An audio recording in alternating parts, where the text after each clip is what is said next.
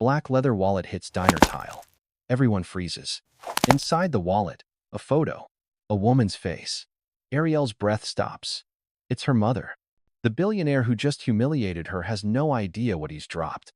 No idea who she really is. 2 hours earlier, Graham Vance walked into that diner like he owned the world. By midnight, she destroyed his empire with 8 words. But revenge wasn't about the merger. It was about something he did 15 years ago. Something he doesn't even remember. Black leather hits tile. The sound cuts through the Montgomery diner like a gunshot. Ariel Knox freezes mid-step, her tray trembling. The wallet lies open beside her, scuffed sneakers, credit cards, fanned out like broken promises. But it's the photo inside that makes her breath catch. A woman, smiling, eyes she'd recognize anywhere. Her mother. What are you staring at?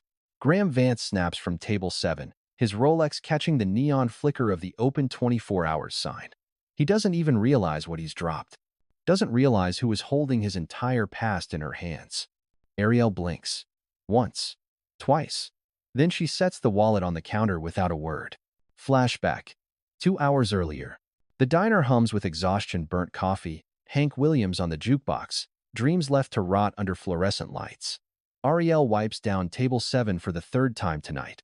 Double shifts since her mother's stroke. 60-hour weeks. No end in sight. The door chimes. Graham Vance walks in like he owns the oxygen. Charcoal suit. Bluetooth earpiece. That smile that says, "I've already forgotten your name." He sits at table 7. The one that breaks people. "Tap water," he says, not looking up from his phone. "And make it quick." She nods, pours, sets it down gently. He takes one sip. Grimaces. "Sweetheart." I said sparkling water, not tap. The word sweetheart lands like a slap. Every head in the diner turns. The truckers. The late shift nurses. Even old Benny behind the grill. Graham leans back, grinning. There's a reason people like you serve, and people like me build. Silence. Thick. Suffocating. Ariel's jaw tightens. But she doesn't fight. Doesn't argue. Just smiles that calm. Knowing smile that hides hurricanes. "Would you like me to replace it?" "Sir?" He waves her off. "Forget it. Just try not to spill anything. I've got $1 million call in 10 minutes. She turns to leave. Then she stops. And says it. Soft. Sharp. Deadly. 10 minutes won't save a deal that's already gone. His smirk deece. The Montgomery diner sits off exit 23 on I-85 like a relic nobody bothered to bury. Neon sign flickering. Cracked vinyl booths. The kind of place where dreams come to die over eggs that cost $3. Ariel has worked here for 9 months. Every graveyard shift. Every holiday. Every time rent came due and her mother's medical bills piled higher. The regulars know her name. The lonely truckers. The insomniacs. The single mothers counting quarters for pancakes. But Graham Vance? He doesn't know anyone's name. His phone lights up again. Another email. Another investor pulling out. He scrolls, jaw tight, fingers twitching. The Vance Technologies merger, the one that was supposed to cement his legacy, is bleeding out in real time. "Excuse me?" He snaps, louder this time. Ariel returns with a fresh glass. Sparkling water. Ice cubes clinking. He doesn't say thank you. Doesn't even look up. She stands there, silent, watching him unravel. "Something else?" He mutters, annoyed. "No, sir." She turns to leave. But his voice follows her like smoke. "You know what your problem is?" She stops. Doesn't turn around. "You people think the world owes you something. It doesn't. You want respect? Earn it." The diner goes quiet again. Even the jukebox skips a beat.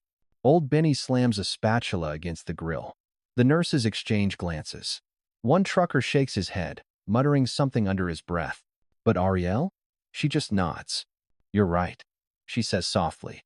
"Respect isn't given. It's earned." Her eyes meet his. Calm. Unshaken. And for the first time tonight, Graham Vance feels something unfamiliar. Unease. She walks back to the counter, her reflection ghosting across the diner's rain-streaked window. Outside, headlights blur past. Inside, the clock ticks toward midnight. Graham checks his watch. 9 minutes until his call. He takes a sip of water. Then she says it again, quieter this time, like a secret meant only for him. 9 minutes won't change what's already done. His hand freezes. The glass trembles. And somewhere in the back of his mind, a question forms. How does she know? Graham's phone buzzes. He answers without looking away from Ariel. Vance. His voice drops an octave, the tone he uses when closing deals. No, I don't care what the board thinks. We pivot. Tonight. But his eyes never leave her. She's wiping down table 4 now. Methodical. Unbothered. Like she didn't just predict his empire crumbling. He ends the call. Stands. Walks toward the counter where she's refilling ketchup bottles. Let me ask you something, he says, loud enough for everyone to hear. What's your education level? The diner stills. Forks pause midair. Ariel doesn't look up. Why do you ask? Curiosity. He leans against the counter, arms crossed. See, I'm trying to understand how someone in your position thinks they can comment on business deals worth more than this entire town. A nurse near the window shifts uncomfortably. Old Benny's knuckles go white around his spatula. I mean, no offense. Graham continues, smiling like he's doing her a favor. But there's a reason I'm closing billion-dollar mergers and you're pouring coffee at midnight. The trucker in the corner stands up.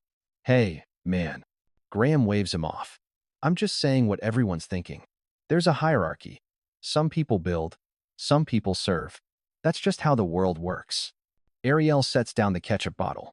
Slowly, deliberately. She looks at him. Really looks at him. You're right, she says quietly. There is a hierarchy.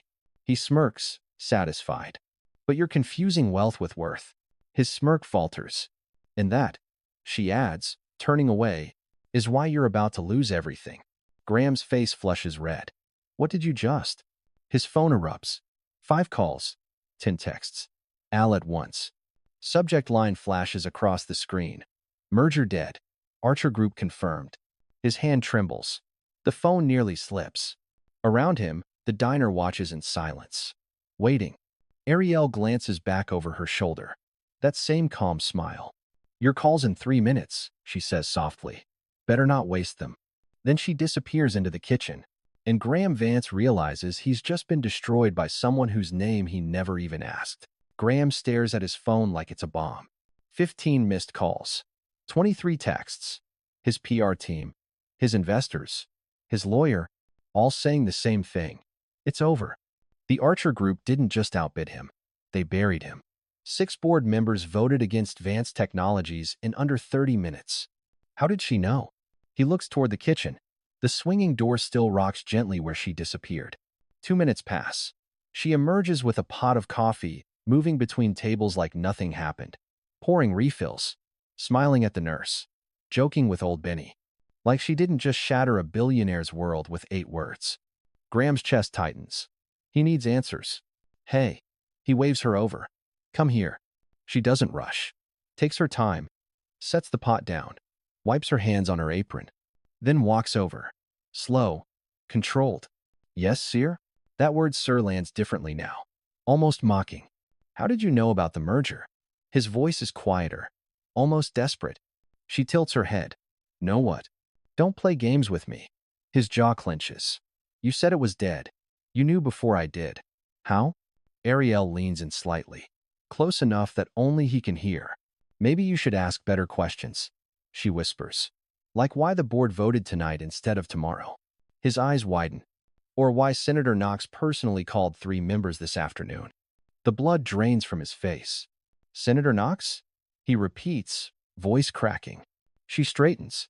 That smile again calm, knowing, devastating. Enjoy your water, Mr. Vance. She turns to leave. Wait. He grabs her wrist. Big mistake. The diner goes silent. Every eye locks on his hand wrapped around her arm. Old Benny steps out from behind the grill. The trucker stands. Even the nurse by the window tenses. Ariel looks down at his hand, then up at his face. Let go, she says softly. He does. Immediately. She adjusts her sleeve, smooths her apron, then walks away without another word. Graham sits frozen, heart pounding, mind racing. Senator Knox. The name echoes in his skull like a warning bell he ignored years ago. And somewhere deep in his gut, he knows. This isn't over. Subscribe before you miss what she does next. Graham's laptop sits open on table 7. Bloomberg terminal glowing. Stock ticker bleeding red. Vance Technologies. -18% after hours. He refreshes. -19%. His hands shake as he types an email to his CFO. Deletes it. Types another. Deletes that too. Nothing he says will stop this avalanche. Ariel refills his water without asking. Sets it down gently. The ice cubes clink like broken glass. "You look stressed," she says. He doesn't look up. "I'm fine. Are you?" She tilts her head. "Because your stock just dropped another point." His fingers freeze on the keyboard. "How?" He looks at her. Really looks at her. "How do you know that?" She shrugs. "The ticker's on your screen." "No." He closes the laptop. "You knew about the merger before it happened. You mentioned Senator Knox. And now you're tracking my stock in real time?" Silence. "Who are you?" Ariel's smile doesn't reach her eyes. "Just a waitress, remember?" His phone rings. He ignores it. Rings again. Ignores it. Third time, he answers. "What?" He snaps. The voice on the other end is panicked. Frantic. Graham's face drains of color with every word. He hangs up. Sits perfectly still. "Bad news?" Ariel asks. He swallows hard. "The board. They're calling an emergency vote. Tomorrow morning, they want me out." "Out?" She pretends to be surprised. "Of your own company?" "Apparently." His voice is hollow. "Someone convinced them I'm unreliable." Ariel wipes down the table next to him. Casual. Unbothered. "Funny thing about respect," she says softly. "You can lose it in seconds. Takes years to earn it back." Graham's jaw tightens. "You keep saying things like you know something I don't." She meets his eyes. "Maybe I do." The jukebox switches songs. Patsy Cline. "Crazy." Graham stands abruptly. Chair scraping tile. "I don't know what game you're playing," he says, voice low and dangerous. "But I'm done." He throws two 20s on the table, grabs his laptop, heads for the door. Ariella calls after him. "Mr. Vance?" He stops. Doesn't turn around. "You dropped something." He looks back. She's holding his wallet. The one with the photo inside. His face goes white. "How did you—" "It was on the floor," she says calmly. "By your table." He stares at the wallet. Then, at her. And for the first time tonight, Graham Vance realizes she's been 10 steps ahead the entire time. "Don't look away now, you'll miss everything." Graham snatches the wallet from her hand. His fingers tremble as he flips it open. The photo is still there. His late wife. Smiling. Holding a baby girl he never got to raise. He slams it shut. Shoves it in his pocket. "Don't touch my things." Ariel says nothing. Just watches him unravel. He stumbles back to table 7. Sits. Opens his laptop again. Refresh. Vance Technologies. -22%. His reflection stares back at him from the screen fractured across the cracked glass protector he never bothered to replace. Lines under his eyes. Gray creeping into his temples. When did he get so old? Another email floods in. Subject. Board vote. Moved to 6 a.m. Tomorrow. 6 hours. He has 6 hours to save everything he built. Rain begins to tap against the diner windows. Slow at first. Then harder. The neon open 24 hours sign flickers, casting red shadows across the empty booths. Graham closes his eyes. Breathes. Tries to think. But all he can hear is her voice. 10 minutes won't save a deal that's already gone. Senator Knox. "You dropped something." How did she know? How did she know everything? He looks up. Ariel is at the counter, counting tips. Singles and fives. Loose change scattered on the laminate. She doesn't look like someone who just destroyed a billionaire. She looks tired. Human. Real. And that terrifies him more than anything. His phone buzzes. A text from his lawyer. "They have votes to remove you. 5-2. It's over unless you find leverage. Fast." Leverage. Graham's mind races. Blackmail? Bribery? Threats? Then his eyes land on Ariel again. She knows something. She has to. Maybe she is the leverage. He stands. Walks toward her. Slower this time. "Deliberate. I need to know who you are," he says quietly. She doesn't look up from her tips. "You already know." "No." His voice cracks. "I don't." Ariel finally meets his eyes. And for just a second, one fragile, fleeting second, something almost like sympathy crosses her face. "You will," she whispers. Then she picks up her coat. Walks toward the door. Graham watches her leave. Rain pouring. taillights disappearing into the Alabama night. And somewhere in his chest, something breaks. Subscribe now, before everything collapses. Graham watches through the rain-streaked window as Ariel crosses the parking lot. She doesn't run, doesn't hurry, just walks calm, unbothered toward a black sedan parked under the broken streetlight. That car doesn't belong here. Not in this neighborhood. Not outside a $3 egg diner off I-85. He grabs his keys, moves fast. By the time he reaches his Porsche, her tail lights are already pulling onto the main road. He follows. The rain hammers his windshield, wipers slapping rhythm. Her sedan glides through the empty streets like it knows exactly where it's going. Graham keeps 2 car lengths back, heart pounding, mind racing. Who is she? What does she want? Why does she have that photo? Questions pile up faster than answers. They pass shuttered gas stations, abandoned strip malls, a faded billboard for a church that closed 5 years ago. Then she turns. Down a side street Graham's never noticed before. Tree-lined, quiet. The kind of road that doesn't show up on GPS. He slows, kills his headlights, follows the glow of her brake lights through the darkness. A building emerges ahead. Old brick. Ivy crawling up the sides. Warm yellow light spilling from tall windows. She parks. Steps out. No uniform now. Just jeans and a leather jacket. Graham pulls over a block away. Watches. A valet opens her door. She hands him the keys like she owns the place. Then she walks inside. Graham sits frozen in his car. Rain drumming the roof. Steam fogging the windows. A banner hangs over the entrance.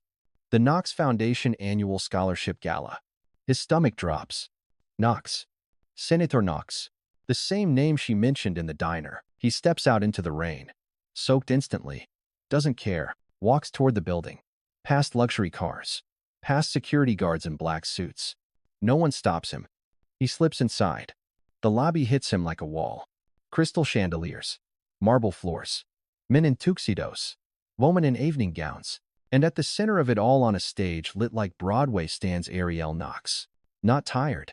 Not broken. Not serving anyone. Radiant. Powerful. Untouchable. She adjusts the microphone. Smiles at the crowd. And Graham Vance realizes he's been played from the very beginning. Graham stands frozen in the doorway. Water dripping from his suit. Hair plastered to his forehead. Everyone else looks like they belong.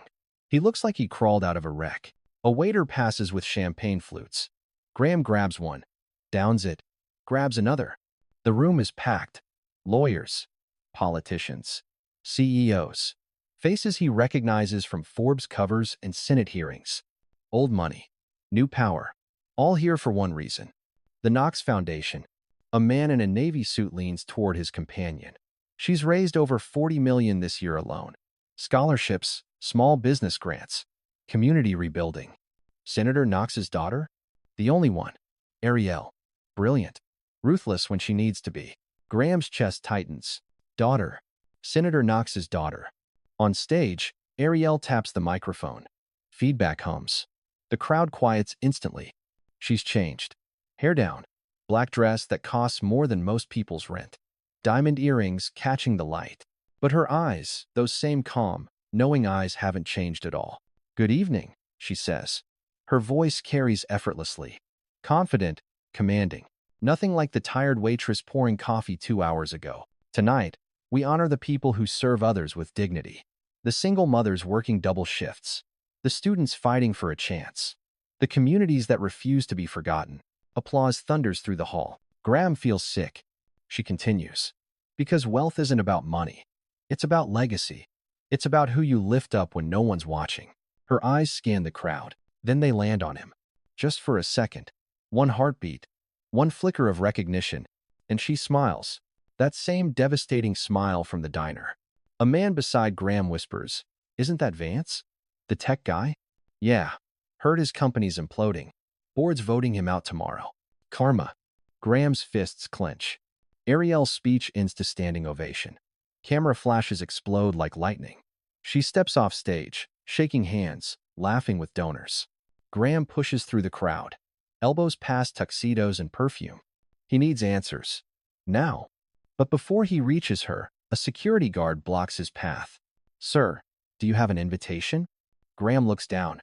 His wet suit, his trembling hands. Sir, I'm going to have to ask you to leave. Across the room, Ariel watches. She doesn't intervene, doesn't stop them, just lifts her champagne glass. A silent toast to the man who humiliated her 2 hours ago. The man whose world she just shattered without saying a word. The security guard's hand tightens on Graham's arm. Sir, let's go. Wait. Graham jerks free. I know her. Ariel. I need to speak with her. Sure you do. The guard signals for backup. I'm serious. Mr. Vance? The voice cuts through the chaos like a blade. Ariel stands 3 feet away, champagne glass in hand, expression unreadable. The guard hesitates. Miss Knox, do you know this man? She studies Graham. Lets the silence stretch. I do, she says finally. Let him stay. The guard releases him, steps back. Graham straightens his jacket, trying to salvage what's left of his dignity. Thank you, he mutters. Ariel doesn't respond, just turns and walks toward a private alcove off the main hall. He follows. The alcove is quiet, away from cameras, away from the crowd. She sets down her glass, crosses her arms. You followed me. You knew I would. Did I? Her smile is ice. Graham's jaw tightens. Who are you really? I told you. Just a waitress. Stop lying. His voice cracks. Senator Knox's daughter. The Knox Foundation. 40 million in grants. You're not. Not what? She steps closer. Not someone you can humiliate in public? Not someone whose name you should have learned before opening your mouth? Silence. Graham swallows hard. The merger. The board vote. You did this. Did I? She tilts her head. Or did you do it to yourself? You knew about the vote before it happened. Maybe I pay attention. Her eyes bore into him. Maybe I listen when powerful people talk. Maybe I remember every single thing they say. His hands tremble. This is revenge. Ariel laughs. Soft. Bitter. Revenge would have been easy, Graham. I could have destroyed you 10 different ways before you finished your tap water. Then why? Because I wanted you to see it coming. Her voice drops. I wanted you to feel exactly what she felt. Graham freezes. She? Ariela's expression hardens. My mother. The words hang in the air like smoke. Graham's face drains of color. His mind races backward. Connections firing too fast. The photo in his wallet. The woman smiling. Holding a baby. Senator Knox. Grants. Scholarships. And suddenly, horrifyingly, it clicks. No, he whispers. Ariel's eyes glisten. Not with tears. With something colder. Yes. She turns to leave, but Graham grabs her wrist. Again. Wait. Please. I didn't. She looks down at his hand, then back at his face. Let go. Graham releases her wrist. Steps back. Hands raised. I'm sorry. I didn't mean. You never mean to. Ariel's voice is steel. But you always do. She walks away. Heels clicking against marble. He stands there, alone in the alcove. Heart hammering. Back in the main hall, the crowd has grown. More cameras. More journalists. A woman with a press badge approaches Ariel. Miss Knox, can we get a quote about tonight's keynote? Ariel smiles. Perfect. Practiced. Of course. The journalist glances at her notepad. There's also a rumor that Graham Vance is here tonight. Any comment on his company's recent troubles? Ariel pauses. Just long enough for the question to land. Mr. Vance and I are acquainted, she says carefully. I hope he finds the clarity he needs. Translation. He's finished. The journalist scribbles furiously. Is it true your foundation rejected his donation request last year? We have standards. Ariel replies. Not everyone meets them. Another journalist pushes forward. Miss Knox, do you think leadership without empathy can survive in today's market? She looks directly at the camera. No, she says softly. I don't. Graham watches from the edge of the room. Every word a knife. His phone explodes. Texts? Emails? Calls? Are you at the Knox Gala? Photos are leaking. You look terrible. The board is seeing this. Get out now. He tries to leave. Heads for the exit. But a photographer blocks his path. Flash. Flash. Flash. Mr. Vance. What brings you here tonight? No comment. Is it true you're being removed from Vance Technologies? I said no comment. Another flash. Another question. Did you really humiliate Ariel Knox at a diner tonight? Graham freezes. How do they know? He looks back toward Ariel. She's surrounded by admirers, donors, politicians. But her eyes meet his across the crowded room. And in that moment, he understands. She didn't just ruin him financially. She weaponized his humiliation, made it public, made it permanent. A security guard taps his shoulder. Sir, we need you to leave. Graham doesn't fight, just nods, walks toward the exit. Camera flashes trailing him like ghosts. Outside, the rain has stopped. The air smells like wet asphalt and regret. His phone buzzes one last time. A news alert. Billionaire Graham Vance confronts philanthropist after public incident board vote imminent. He leans against his car, closes his eyes. And for the first time in 20 years, Graham Vance has no idea what to do next. Graham sits in his Porsche, engine off, windows fogging. His phone won't stop buzzing. He ignores it. The gala continues inside. Laughter, music, life moving forward without him. A knock on his window. He looks up. Ariel stands in the rain-soaked parking lot, coat draped over her shoulders. No smile now, just exhaustion. He rolls down the window. What do you want? His voice is hollow. To give you something, she says. She hands him an envelope. White, unmarked. He stares at it. What is this? Open it when you get home. Why not now? Because you're not ready yet. Graham's hands shake as he takes it. The paper feels heavy. Final. Your mother? He says quietly. What happened to her? Ariel's jaw tightens. You really don't remember? Remember what? Silence stretches between them like a wound. 15 years ago, she says finally. My mother applied for a business grant. Small bakery in Montgomery. She had the plan, the passion, everything. Graham's stomach drops. The Knox Foundation wasn't mine yet. It belonged to my grandmother. But you, her voice cracks. You were on the board. You cast the deciding vote. He closes his eyes. Fragments of memories surface. A conference room.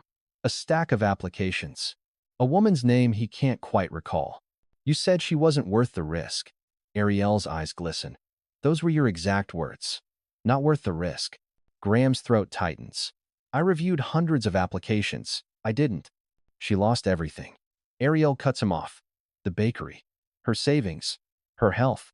The stress triggered a stroke 3 years later. She's been in a care facility ever since. Silence. I'm sorry. The words feel pathetic. Useless. Are you? Ariel steps closer. Or are you sorry you got caught? She turns to leave. Wait. Graham's voice breaks. What's in the envelope? Ariel looks back over her shoulder.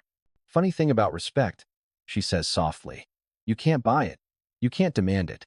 You have to earn it. The same line he used against her in the diner. But this time, it cuts deeper. And you, Graham? She pauses. You've earned nothing. She walks away. Back toward the gala. Back toward the light and music and people who matter. Graham sits alone in the dark. The envelope rests on his lap. Heavy. Waiting. He doesn't open it. Not yet. Because somewhere deep inside, he already knows what it says. Graham drives home in silence. No radio. No phone calls. Just the hum of tires on wet pavement. The envelope sits on the passenger seat, mocking him. He doesn't touch it. His penthouse overlooks downtown Montgomery. Floor-to-ceiling windows. Skyline glittering like broken promises. He pours scotch. 3 fingers. Drinks it standing. Pours another. The envelope stares at him from the kitchen counter. At 2 a.m., his phone buzzes. A text from his lawyer. Board vote confirmed. 6 a.m. sharp. Bring representation or don't bother showing up. Graham sets down his glass. Picks up the envelope. His hands tremble as he tears it open. Inside, a single photograph. Not the one from his wallet. A different one. It's old. Faded. Taken maybe 20 years ago. A young woman stands outside a small bakery. Hand-painted sign reads, Marion's Fresh Start. She's smiling, holding a little girl's hand. The girl can't be more than 5. Graham's chest tightens. He knows that woman. He remembers her now. Marion Knox. The woman whose grant he denied. And the little girl? Ariel. He flips the photo over. There's writing on the back. Neat, cursive. You told her she wasn't worth the risk. She spent the rest of her life proving you wrong. Ariel. Graham sinks into a chair. The photo trembles in his hands. He remembers the meeting now. Remembers her application. Remembers thinking it was too small, too insignificant, not worth his time. One vote, one decision, and it destroyed a family. His phone buzzes again. This time, a news alert.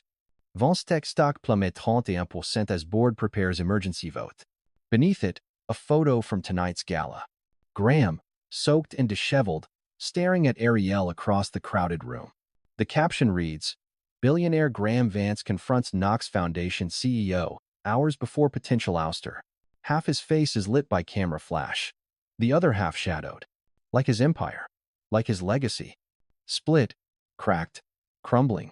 He looks at the photograph again. Marian's smile, Ariel's innocent eyes. And for the first time in his life, Graham Vance understands what he's really lost. Not money, not power, humanity. The Scotch glass sits empty on the table. The city lights flicker outside his window. And somewhere across town, Ariel Knox sleeps peacefully, knowing she didn't just beat him. She made him see himself. Ariel sits in her apartment. Lights off. City glow filtering through curtains. The gala was a success. Donations exceeded projections. Press coverage perfect. But she doesn't feel victorious. Her phone rests on the coffee table. Silent. She hasn't checked it in hours. On the wall across from her hangs a photograph. The same one she gave Graham tonight. Her mother. Young. Hopeful. Holding her hand outside the bakery that never opened. Ariel stares at it until her vision blurs. She thinks about the diner. Graham's face when she mentioned the merger. The way he grabbed her wrist. She could have had him arrested. Could have pressed charges. Made headlines. But she didn't. Because deep down, she wanted him to understand. Not just suffer. And now she wonders if that was mercy or cruelty.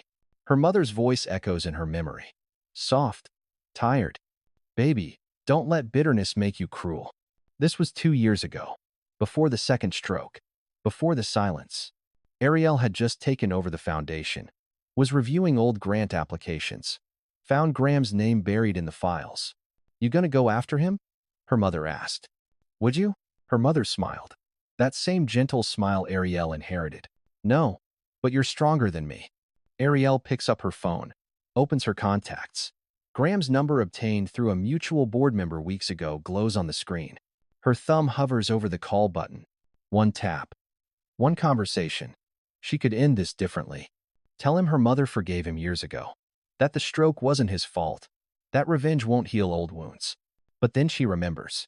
The way he looked at her in the diner. Like she was nothing. The way he spoke. Like she didn't deserve basic respect. The way he smiled when others looked away, embarrassed for her. She sets the phone down. Not tonight. Maybe not ever. Outside her window, Montgomery sleeps. Streetlights flickering. Stars hidden behind clouds. Ariel closes her eyes. Exhaustion finally catching up. Tomorrow, the board will vote. Graham will lose everything. And she'll wake up knowing she won. But winning feels heavier than she expected. The photograph on the wall watches her in the darkness. Her mother's smile. Frozen in time. Before the bakery failed. Before the stroke. Before everything fell apart. Ariel whispers to it. Did I do the right thing? The photograph doesn't answer. It never does. 5:47 a.m. Graham hasn't slept. Still wearing yesterday's suit. Scotch bottle empty beside the photograph. His phone alarm screams. Board meeting in 13 minutes. He doesn't move. A knock at his door. Ignores it. Another knock. Harder. Graham. A woman's voice. Open the door. He recognizes it instantly. Ariel. He opens the door. She stands in the hallway. Jeans. Simple sweater. No makeup. Hair pulled back. She looks more like the waitress than the philanthropist. What are you doing here?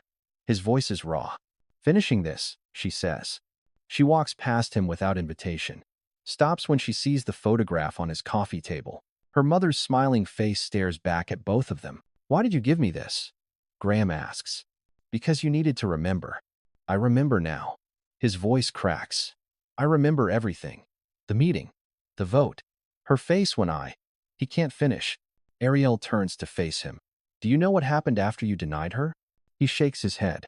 She maxed out 3 credit cards trying to open that bakery anyway. Worked 80-hour weeks. Lost 20 pounds in 2 months. Graham closes his eyes. She had a breakdown in the bank parking lot. Couldn't pay back the loans. Lost our apartment. We lived in her car for 6 weeks. Silence. I was 7 years old. Ariel continues. I didn't understand why we couldn't go home, why she cried every night, why she kept saying we weren't worth the risk. Graham's legs nearly give out. He grips the counter. Your vote didn't just deny her funding, Graham. It destroyed her belief that the world was fair. I didn't know. You didn't care. Her voice is steel. You looked at her application for 30 seconds, maybe less, then moved on to the next one. He wants to defend himself, to explain that he reviewed hundreds of grants, that he couldn't save everyone. But the words die in his throat. Because she's right. He didn't care. Ariel picks up the photograph, traces her mother's face with her thumb. She recovered. Eventually. Got a job. Raised me alone. Built the foundation from nothing. Then why? Because you cared what happened to her once. Ariel's eyes meet his. When you cast that vote. When you decided her dream wasn't worth saving. Graham's breath catches. So now? She sets the photograph down. I care what happens to you. Graham stares at her. What does that mean? Ariel doesn't answer. Just walks to his window. Looks out at the city waking up below. The board vote, she says quietly. I can stop it. His heart pounds. What? Senator Knox sits on 3 of your board members' advisory councils. One call from him and the vote collapses. Graham's mind races. Hope flickers. Dangerous. Intoxicating. Why would you do that? Because my mother would want me to. Silence stretches between them like a tightrope. Graham steps closer. I don't understand. You destroyed me. Publicly. Why offer mercy now? Ariel turns to face him. Her eyes are different now.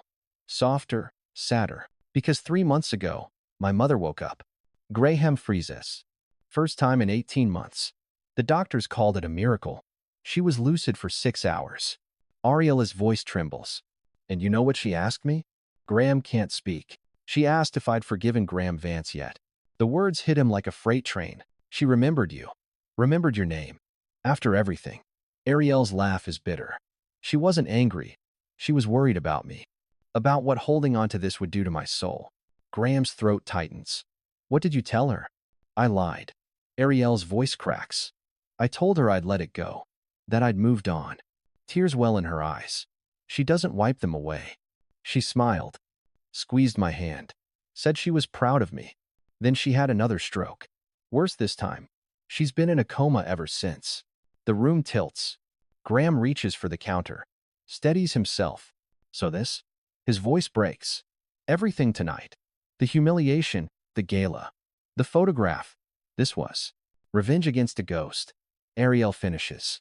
Because the person I really wanted to hurt is gone. Silence. Heavy. Suffocating. Graham understands now. Truly understands. She didn't destroy him because she hated him. She destroyed him because she couldn't save her mother. And he was the only target left. The board vote. He whispers. You can really stop it? Ariel nods. Why would you? She looks at the photograph one last time. Because my mother taught me that breaking someone doesn't fix what's already broken. Graham's phone buzzes. 5:58 a.m. 2 minutes until the vote. Ariel walks toward the door. Stops. Doesn't turn around. Make the call. Or don't, she says quietly. But if I save you today, Graham, you better be worth saving. The door closes behind her. And Graham is alone with the hardest decision of his life. 6 a.m. Graham stands frozen in his penthouse. Phone in hand. Screen black. No music. No traffic noise. Just the sound of his own breathing. And rain. It started again. Soft taps against the window. Each drop a second ticking away. He looks at the photograph still sitting on his coffee table. Marion Knox. Smiling. Hopeful. Holding her daughter's hand. The woman he destroyed with one careless vote. The woman who forgave him from a hospital bed. His thumb hovers over Ariel's contact. One call. One plea. She could save him. She said so herself. But at what cost? He thinks about the diner. The way he treated her. The words he used. People like you serve. People like me build. He closes his eyes. Shame burns through him. What has he built, really? A company hemorrhaging trust. A reputation built on stepping over people. A legacy of cruelty disguised as ambition. His phone buzzes. Text from his CFO. Board convening now. Where are you? Graham doesn't respond. Another buzz. His lawyer. Call me. Now. He sets the phone down. The rain grows heavier, drumming rhythm against glass. Graham walks to the window, presses his forehead against the cold surface. Below, the city moves. Oblivious. Life continuing whether he falls or survives. He thinks about Ariel's last words. You better be worth saving. Is he? Would saving his empire change anything? Would he treat people differently? Or would he return to boardrooms and dismiss applications without reading them, without caring, without seeing the human cost? 3 minutes pass. No music. No calls. Just silence. The kind of silence that forces you to hear your own truth. Graham picks up his phone, stares at Ariel's name. His finger trembles over the screen. And in that heartbeat pause, that 3-second eternity between decision and action, Graham Vance realizes something terrifying. He doesn't know who he is without his empire. He doesn't know if there's anything left worth saving. The rain pounds harder. The clock ticks. And somewhere across town, a board votes on his future, while he stands paralyzed in the storm of his own making. Comment below. Would you have called her? 6:14 a.m. Graham never makes the call. His phone sits on the counter. Screen dark. Silent. The board votes without him. By 6:47 a.m., it's over. Breaking. Graham Vance removed as CEO of Vance Technologies board cites. Loss of confidence. His phone explodes with notifications, texts, emails, voicemails. He ignores all of them, just stands at the window, watching rain streak down glass like tears he can't shed. Across town, Ariel sits in her apartment. Her phone buzzes. News alert. Graham's removal confirmed. She expected to feel satisfaction, triumph, justice. Instead, she feels nothing. Empty. She won. Objectively. Completely.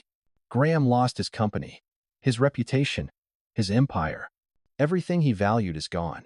But her mother is still in a coma, still unreachable, still dying slowly in a room that smells like disinfectant and broken promises. And no amount of revenge will wake her up. Ariel looks at the photograph on her wall. Her mother's smile mocks her now. Don't let bitterness make you cruel. Tulate. She became exactly what she feared. Used her power to destroy someone the way he once destroyed her family. And it didn't heal anything. She picks up her phone, opens Graham's contact. Her thumb hovers over the call button. She could reach out, explain, apologize for letting it go this far. But what would she say? Sorry I ruined you, but my grief needed a target? She sets the phone down. 2 people, 2 separate apartments, 2 hollow victories. Graham destroyed by the consequences of his cruelty. Ariel destroyed by the consequences of her revenge. Both sitting alone in the rain. Both wondering if winning was worth the cost. Hours pass. The rain stops. Sunlight breaks through clouds. Weak. Hesitant. Graham showers. Shaves. Puts on a clean suit. Not for a meeting. Not for investors. Just because he needs to remember how to be human again. He picks up the photograph of Marion Knox. Studies it one last time. Then he does something he hasn't done in 20 years. He writes a letter. By hand. With a pen that trembles in his grip.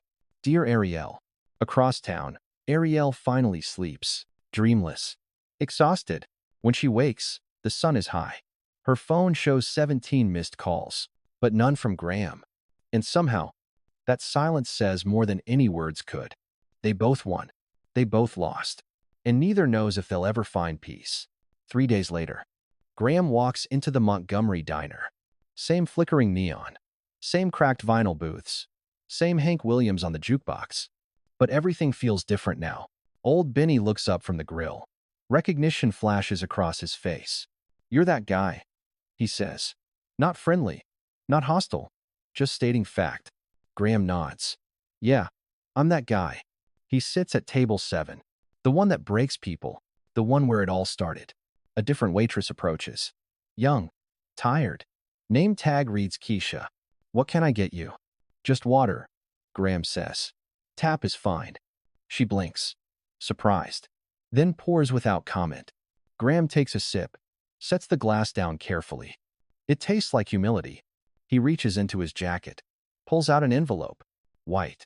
Unmarked. Same as the one Ariel gave him. Inside, the letter he wrote. 3 pages. Handwritten. Every word a confession. And a check. Not to Ariel. Not to the Knox Foundation. to Marion Knox.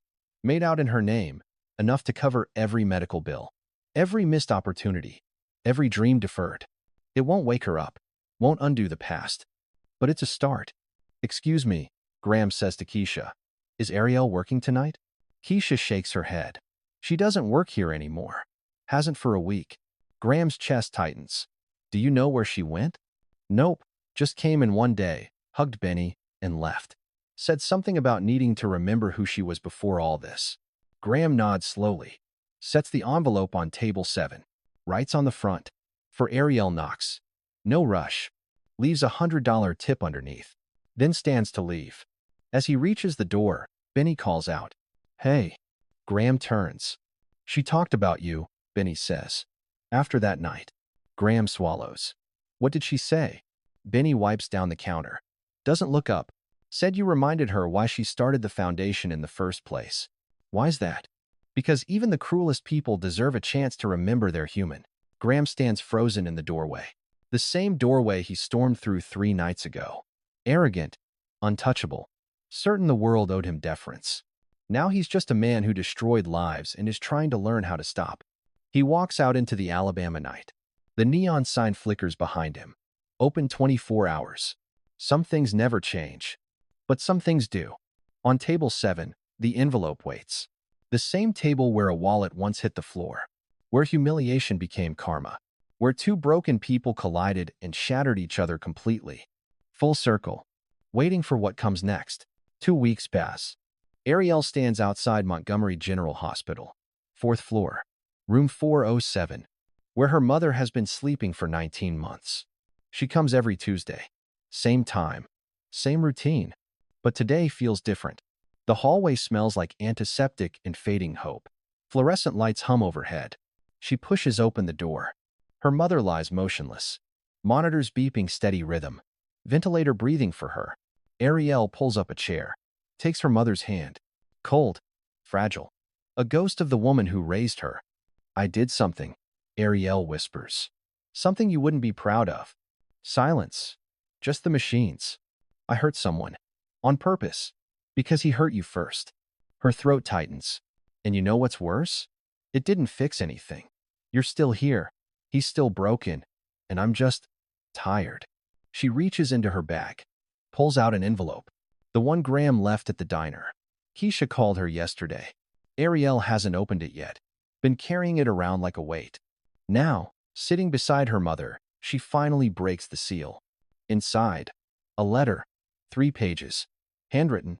She reads, "Dear Ariel, I don't expect forgiveness. I don't deserve it. But I need you to know. I remember your mother now. I remember her application, her dream, her hope. I remember casting that vote like it meant nothing. Because to me, it didn't. She was just another name. Another risk I wasn't willing to take. I've spent 20 years building an empire on decisions just like that one. Careless. Cold. Certain I knew better than everyone else. You showed me what those decisions cost. Not in dollars. In lives. In dreams. In families torn apart by my arrogance. I can't undo what I did. But I can try to do better. Starting now. Starting with this." A check falls from the letter. Made out to Marion Knox. The amount makes Ariel's breath catch. Enough to cover every medical bill. Every care facility cost. Everything. Her hands tremble. She looks at her mother. Tears blur her vision. "He remembered you," she whispers. After all these years, he finally remembered. The machines beep. Steady. Unchanging. But something in the room shifts. Not forgiveness. Not quite. Something softer. Quieter. Permission to let go. Ariel folds the letter carefully. Slips it back into the envelope. Outside the window, the sun sets. Golden light spills across her mother's face. The same light from the gala. From the diner. From the photograph. Warm. Forgiving. Final. She kisses her mother's forehead. Whispers something too soft for anyone else to hear. Then stands. Straightens her shoulders. And walks out of room 407. Not healed. Not whole. But lighter than she's been in months. 6 months later, the Montgomery diner gets a new sign. Fresh paint. The neon doesn't flicker anymore. Inside, old Benny flips pancakes. Same grill. Same country songs. But Table 7 has a small brass plaque now, reserved for second chances. Nobody knows who paid for it, but everyone has their theories. Graham Vance no longer runs a tech empire. He works at a nonprofit now. Small office. Modest salary. Reviewing grant applications. Every single one. Cover to cover. No shortcuts. He approves more than he denies. Sometimes against better judgment. Because he learned that potential can't be measured in 30 seconds. His penthouse is gone. Sold to cover settlements and severance packages. He lives in a 2-bedroom apartment now. Cooks his own meals. Takes the bus. Some nights he still wakes up in cold sweats. Remembers the board vote. The cameras. The fall. But most nights, he sleeps. And that's something. Ariel Knox still runs the foundation. Bigger now. More donors. More lives changed. She never cashed Graham's check. Instead, she framed it. Hung it in her office. Not as a trophy. As a reminder that people can change. Even the cruelest ones. If they're willing to face what they've done. Her mother passed 3 months ago. Peacefully. In her sleep. Ariel was holding her hand. At the funeral, a flower arrangement arrived. No card. Just white lilies. She knew who sent them. One Tuesday evening, Ariel walks into the Montgomery diner. It's been months since she's been back. Benny lights up when he sees her. Pulls her into a hug. Missed you, kid. Missed you too. She sits at table 7. Traces the brass plaque with her finger. Keisha brings her coffee without asking. Extra cream. Just how she likes it. The door chimes. Graham Vance walks in. He doesn't see her at first. Just heads to the counter. Orders coffee to go. Then he turns. Their eyes meet. Silence stretches. Heavy. Loaded with history. Ariella doesn't smile. Doesn't wave. Just nods. Once. Small. Acknowledgement without absolution. Graham nods back. Same weight. Same understanding. They don't speak. Don't approach each other. Some wounds don't need words. He takes his coffee. Leaves a 20. Tells Benny to keep the change. Then walks out into the Alabama night. Ariel watches him go. Takes a sip of her coffee. It tastes like closure. Not perfect. Not complete. But enough. Outside, the new neon sign glows bright. Open 24 hours. Some things never change. But the people who walk through those doors? They can. If they choose to. The screen fades to black. One question remains. She could have destroyed him completely. But she didn't. Was that mercy? Or the cruelest punishment of all? Drop your answer in the comments.